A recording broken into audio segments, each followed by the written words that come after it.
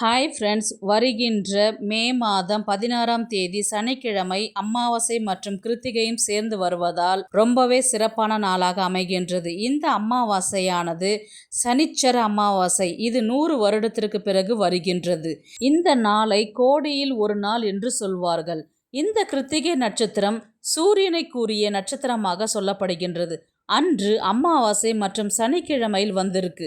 அதனால் சனி பகவானுக்குரிய நாளாகவும் இந்த நாள் அமைகின்றது. இந்த நாளில் 7.5 சனி, அஷ்டம சனி, கண்டக சனி, பித்ரு தோஷம் இருக்கிறவங்க இந்த நாளை தவற விடக்கூடாது.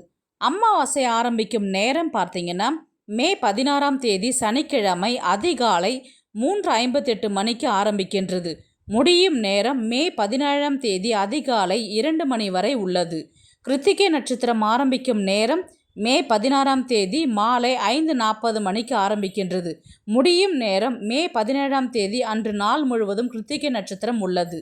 அன்று பசுமாட்டிற்கு மற்றும் காகத்திற்கு தானம் வழங்குவது மிகவும் சிறப்பு.